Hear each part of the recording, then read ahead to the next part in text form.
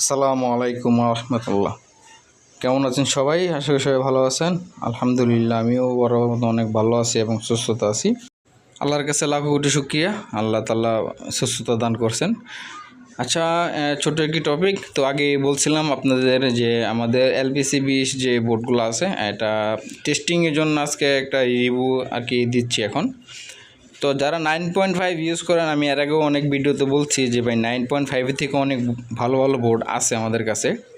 তো অনেকেই বলছিলেন যে ভাই ঠিক আছে তাহলে এই বোর্ডের ভিডিও টেস্টিং দেন। তো আসলে লোড টেস্টিং এবং ফুল যা আছে A to Z সবই এক ভিডিও তোলার চেষ্টা করব। আইপিএস সামনের লুকটা দেখেন, আমি আইপিএস রান করে দিছি। তো এখানে বডি ইয়েগুলো অনেক সুন্দর আছে, আইপিএস অ্যান্ড ইউপিএস। বডি কেচিংটা আলহামদুলিল্লাহ যথেষ্ট পরিমাণ ভালো। এটা লোড টেস্ট দেখলে আপনাদের মাথা নষ্ট হয়ে যাবে। আসলে এটা 1000 বিয়ের একটি স্কোয়ারের মাল। তো 1000 স্কোয়ার মাল। আমি আপনাদের সামান্য একটা ভোল্টেজটা আগে চেক করে দেখে, হ্যাঁ, সরাসরি মিটার দিয়ে চেক করে দিব, আর ডিজিটাল মিটার পরেই দেখাবো আর কি। আচ্ছা, যাই হোক, তো আমরা এখন ইনপুটে দেখতেছি। এখন আমাদের ইনপুটের আসলে আউটপুটের ভোল্টেজটা কত আছে।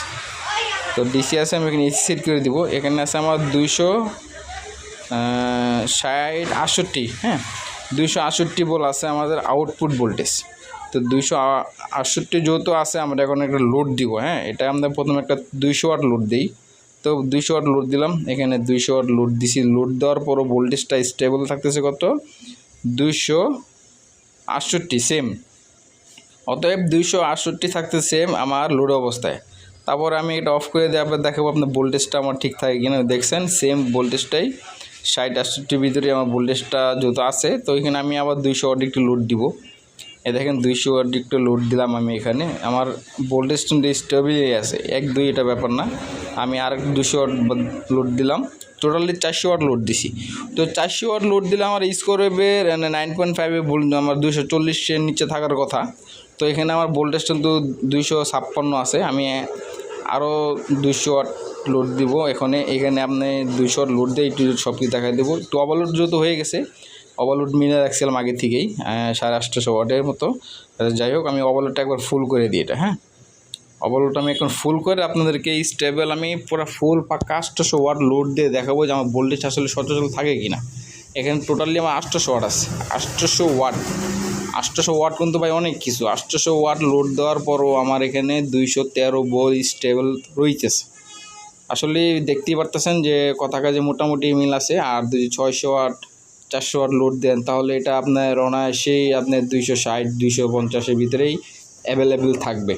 আর আপনারা বাকিরা কমেন্ট করে জানিয়ে দিন আসলে এই 9.5 থেকে এই বোর্ডটা অনেক ভালো কি না।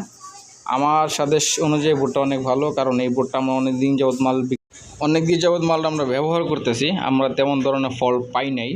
এর জন্য ভাবলাম আমাদেরকে ছোট্ট একটা লোড টেস্টিং দিয়ে দিই আপনাদের কাছে।